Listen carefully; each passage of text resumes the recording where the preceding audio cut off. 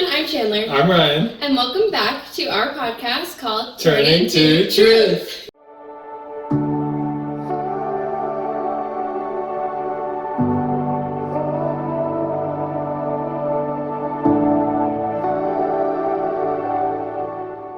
With our special guest.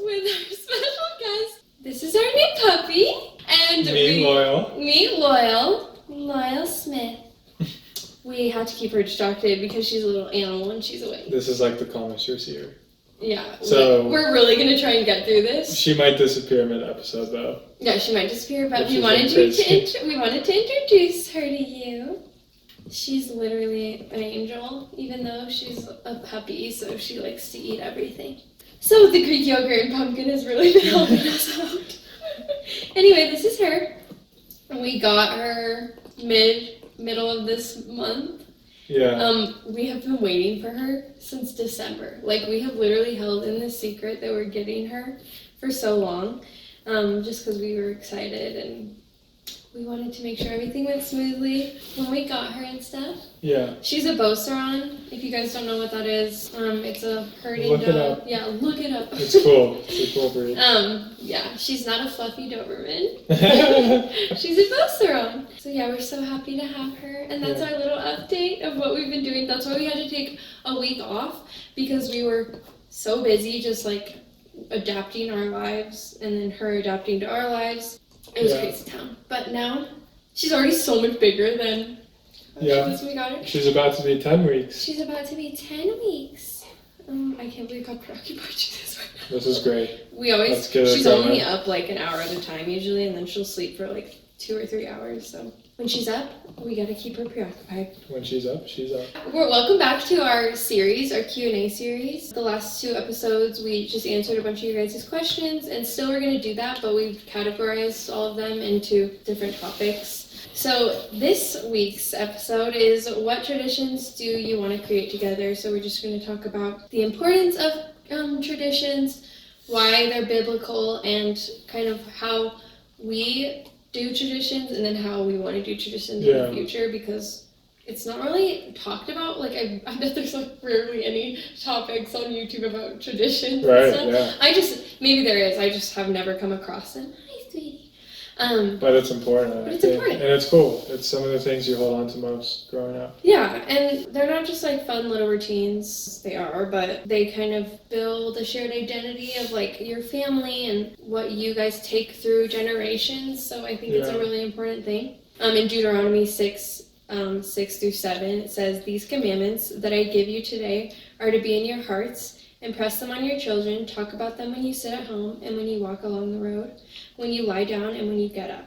So God basically designed these traditions and rhythms on purpose, and today we're going to talk about how even like we can do that, and single people can do that, and it's just a good thing. Yeah, definitely. It helps build a good foundation, and like that. From that verse, it just goes to show, obviously it's referring to the commandments, which can kind of be viewed as traditions as well, but Jesus just wants those to be like just very amplified and spread throughout generations and talked about, and that's kind of what can be similar when you build a foundation with your relationship, with your marriage, with your friendships. It's kind of those same building blocks that you can build on through traditions or routines. Right, yeah.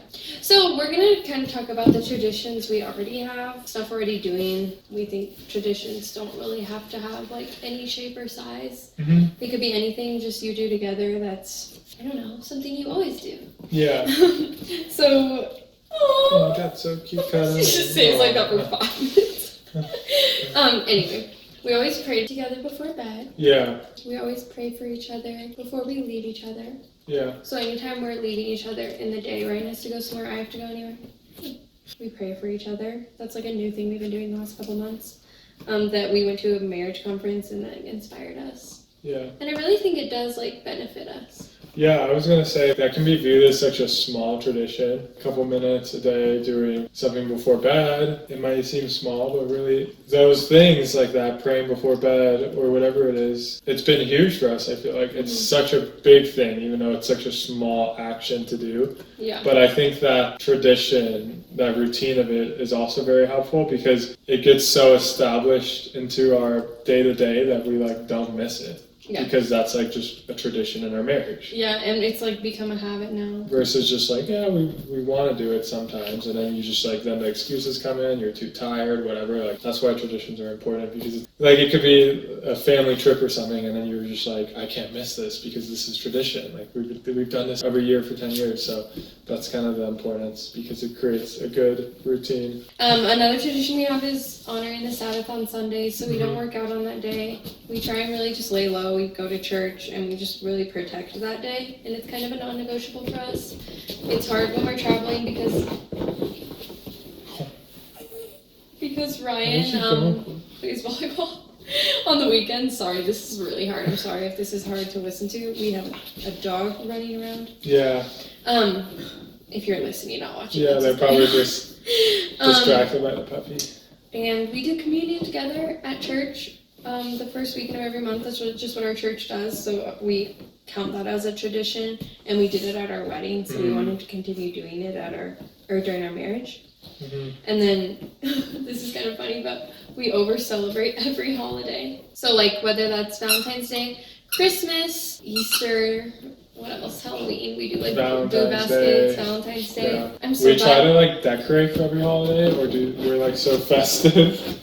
So yeah, we always love our holidays. I'm so glad I married someone that likes to do stuff for the holidays because like birthdays even are such a big deal when I grew up in my family. So it's just as good. We decided when we got married that our Christmas tradition would be Christmas morning, just the two of us, and then when we grow our family, now it'll be the three of us because we have Lyle. That's important to us just because it like establishes like our own tradition that we have on Christmas because both our families love to do so many things throughout the holidays, so I think that's a fun thing to just have for each other reserved. Yeah, that's a great segue into what we'll talk about later with just the balance. Yeah. Because obviously traditions are so great, and both of us grew up with so many family traditions within our own family, but now as we got married, we have to start our family's traditions.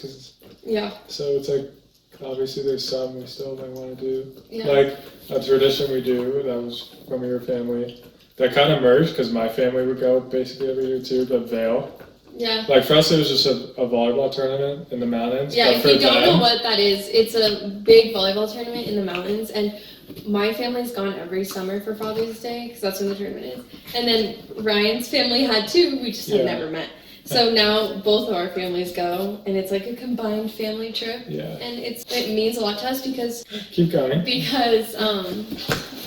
I lost what I was saying. Well, and because Ryan and Avery. Yeah, and my sister and her husband ended up getting married that weekend too. Oh my gosh. Okay, we're back. Sorry, everyone. She was getting a little antsy, and I was losing my train of thought. It was very. But we love her. We love her. We just want to be intentional with what we're talking about. And she's just a baby. She's just a baby. So yeah, Vail is a big trip for us, and both our families go. My sister and her husband ended up getting married that weekend, so it's their anniversary now. So it's just like a big deal. It's a huge tradition, and we like never skip it. It's again a non-negotiable. We'll make that work no matter what. What else? Oh, with one of our friend groups, we do like monthly hangouts with them, and me and my friend, shout out Katie And Gavin. But me and Katie suggested it. Our New Year's resolution was like every time we hang out at the hangout, we plan the next hangout. So we're always sure we see each other at least like once a month because her and I's lives are so busy. And she's literally a business owner, so she's so busy. Slay. So yeah, that's a really fun thing we've done this year. That's so great. We should do that with more of our friends. Yeah. That's just such a good. We should do that with our family. Yeah. It's such a fun little thing, and when you plan it out that far in advance, like it's so you can make it work. There's no like canceling. It's you really, like it's block really off fun. your calendar basically, so it's good. So yeah, So those are a bunch of like, we just wanted to give a list of our traditions because we really had to sit down and go through all of them because you don't think about it when you're doing it. Mm-hmm. So like when you're making them. So and then we have a verse that supports all that. It's Joshua 4:6-7, the story of the 12 stones God told Israel to set up physical markers so future generations could ask, what do these stones mean? Your traditions are your stones. And when we went in and were like researching about traditions in the Bible, there were so many verses about traditions, and we were like, surprised. why don't we know this stuff? Like, it's such an important thing. God asks us to build traditions because that's what goes over generations. Yeah, to pass it down, basically. Yeah, so it's really cool.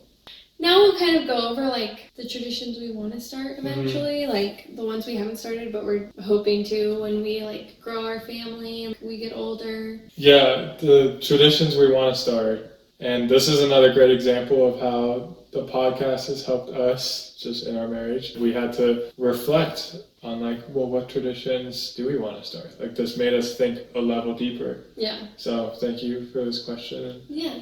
We definitely have wanted to start some traditions, so I guess we'll just share with you a few examples. Yeah, one that was just recently, like I go to women's Bible study every week, and someone there, she started doing with her husband, and it's prayer walk, so walking together and praying out loud, and just covering your marriage and your kids and your future and your friends in prayer, and they do that every morning at like 5 a.m. They go on a walk around their neighborhood, and they do that, and I was like, we should do that. Yeah. So we have yet to do it, but we should. Yeah, that just made me think of something too. I guess an example is like traditions can be personal too. It doesn't have to be relational with a family or friends, but like I don't think I've shared this with you, but something I want to start. I've kind of had this vision of like I want to, because I'm so filled with my phone all the time, and then like in the morning too, like getting out of bed. I just want to start my day like downstairs, cup of coffee or whatever, water. With Loyal. Obviously, she's like a puppy right now, so can be some management there. But I just had this vision of like going down there with Loyal. She lays by me, and I just read the Bible with like coffee or breakfast, like before I start like my work day or whatever, a weekend. Like just getting up a little earlier to prioritize God in that time, and just substituting it with some things like phone or whatever that isn't as positive. So that's like a tradition I want to start. Like.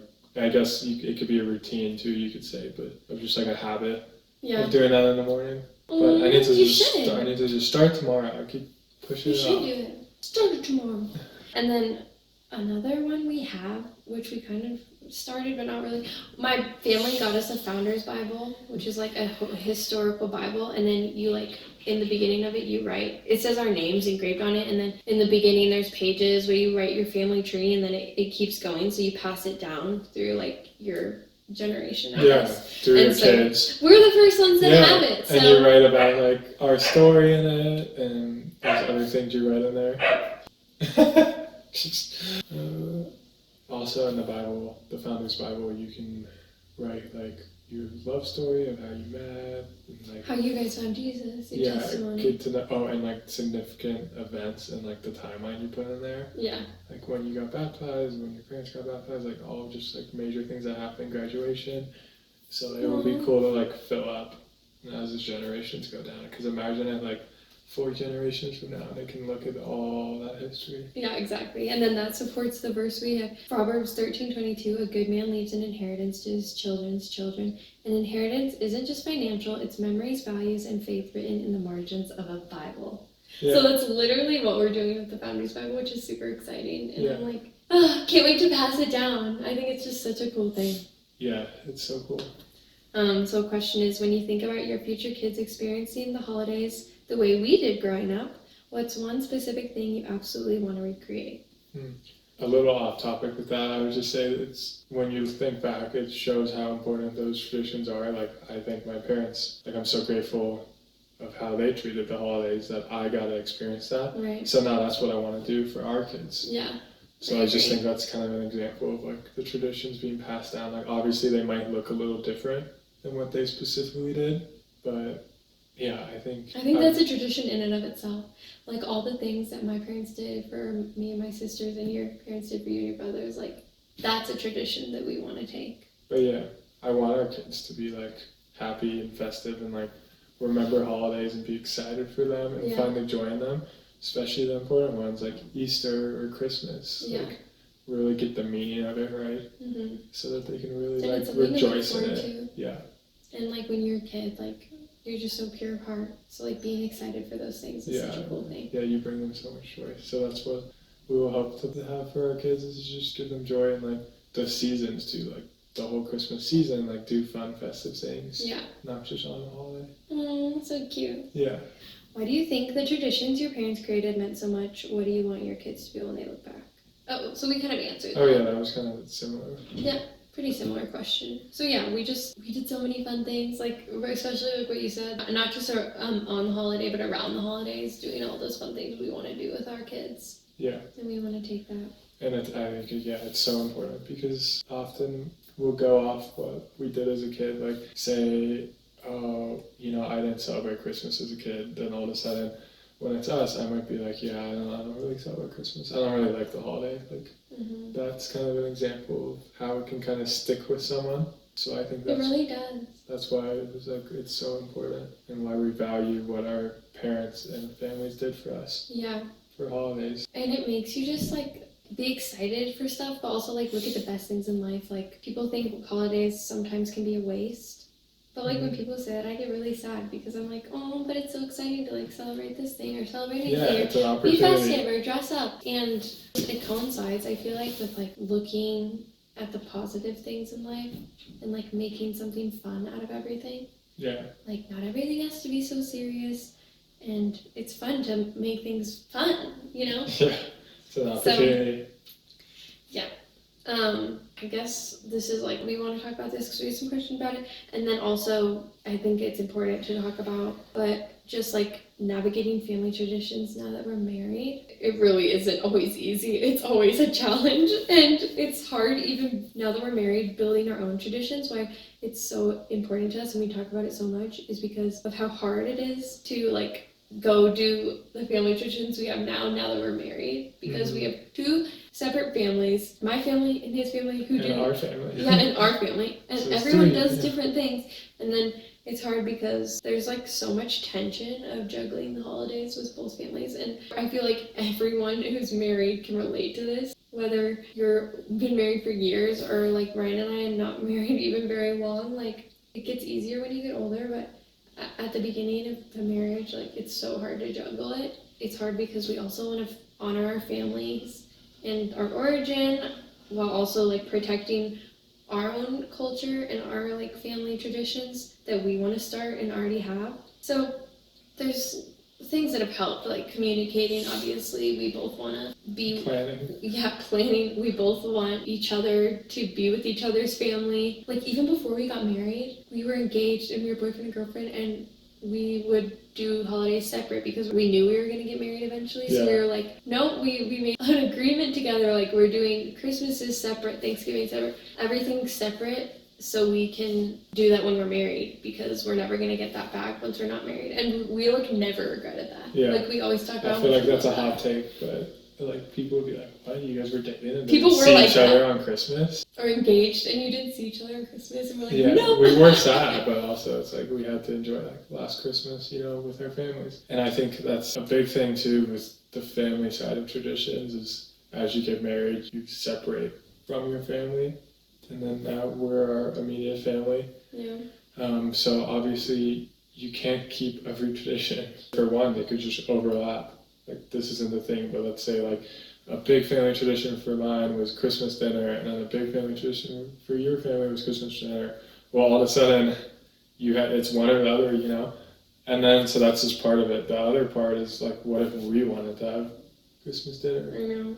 Like, this isn't an actual example, but it just goes to show that like, there's some give and take. Like some traditions might have to kind of fall off, and you can start new ones that are different on a different day. Like it's kind of that balance. Yeah.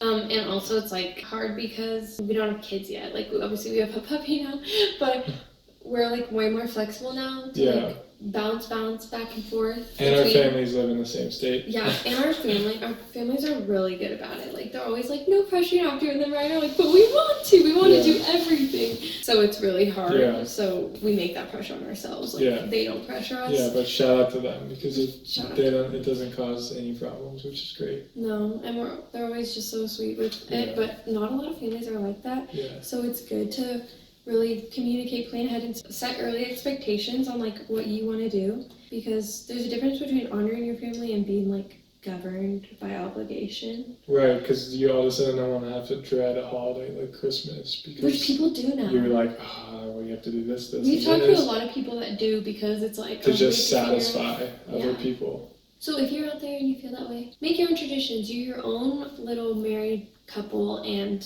you can do whatever you want. Don't feel guilty. You could just say we're doing Christmas or whatever by ourselves this year. Yeah, and that is there's nothing wrong with that. That's it says it in the Bible. It says in Genesis 2:24, therefore a man shall leave his father and his mother and hold fast to his wife, and they shall become one flesh. So leaving doesn't mean you're cutting anyone off. It means the two of you are your own unit, and that's biblical. God asks us to do that, so it's really important that you do.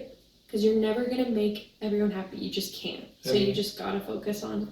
You don't want anything to get in between your marriage either. Exactly. So if something's getting in between you, like, you have to prioritize each other first. Yeah.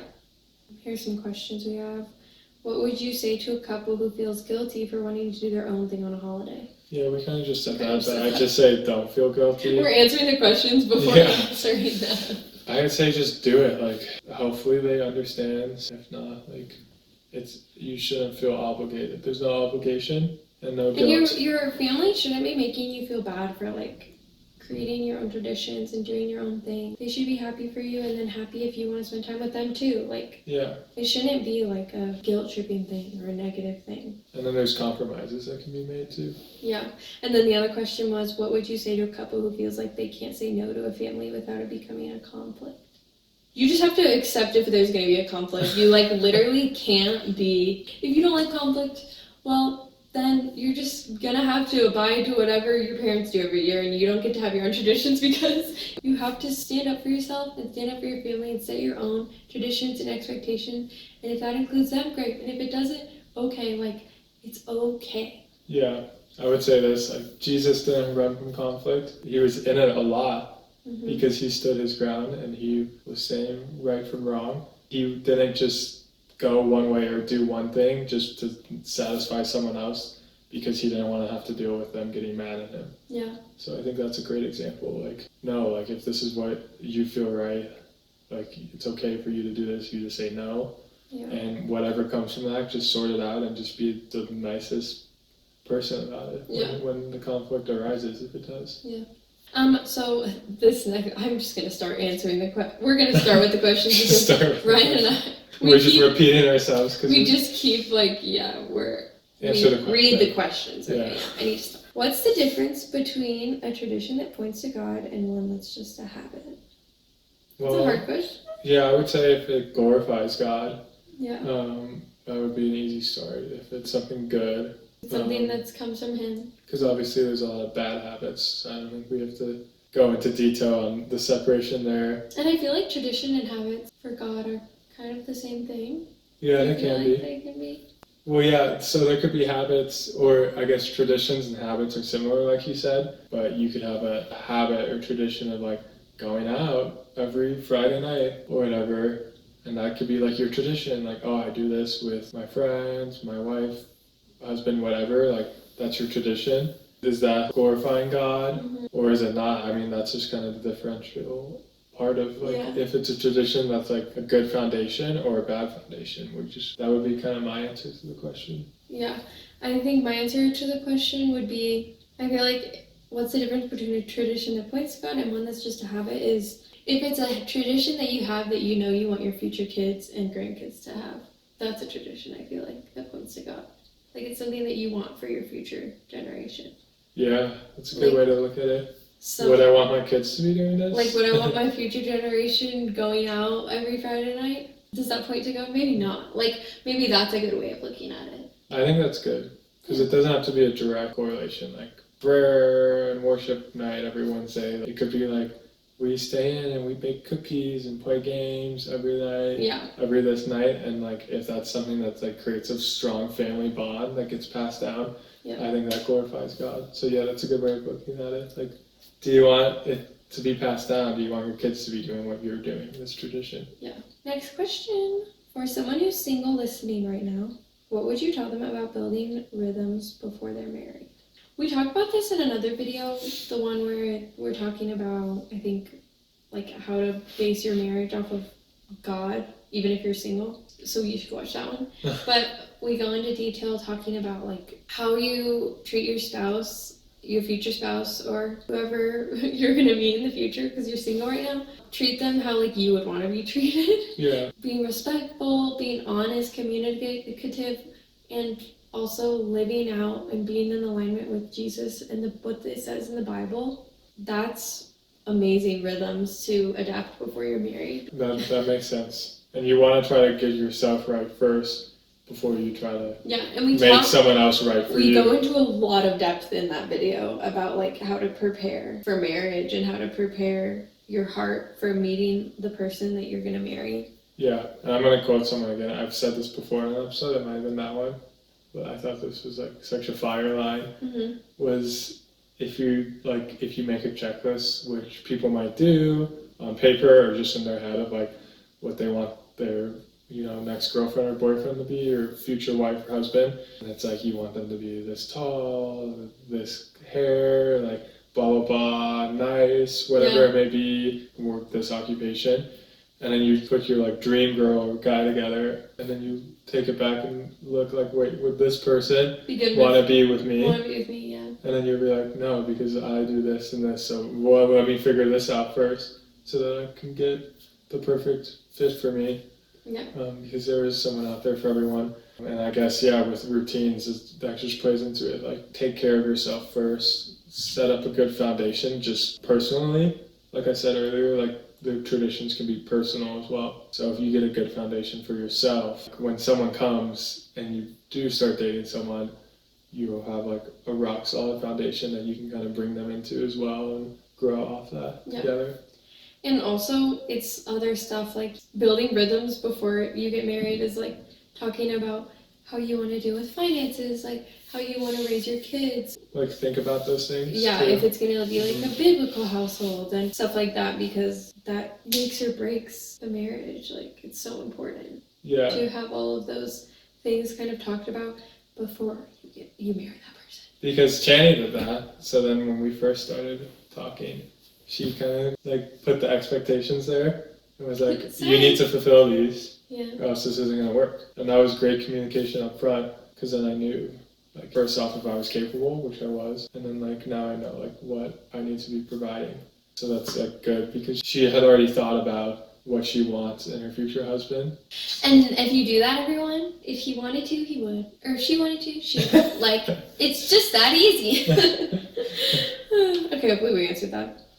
If someone asked us in 40 years what made your marriage what it was, what do you think traditions would be part of that answer?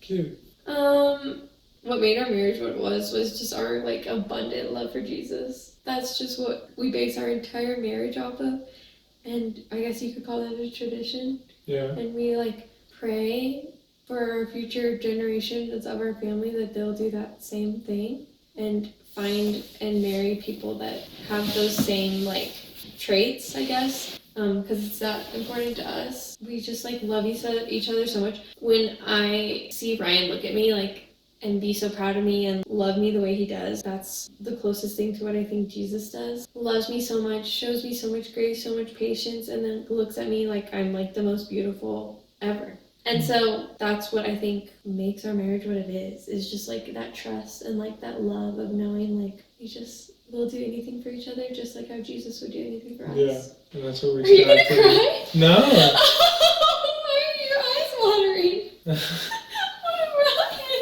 a Ryan. Don't hide your eyes with the microphone. It's okay, that's so cute. Okay, but yeah, I think that's what we strive to be. Like it said, 40 years from now, we want to be that old couple, still loves each other. We're still in the Jesus so much. Yeah.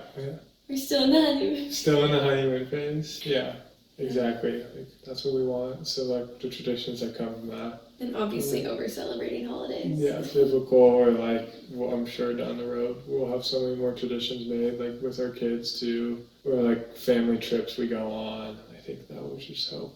Yeah. Okay.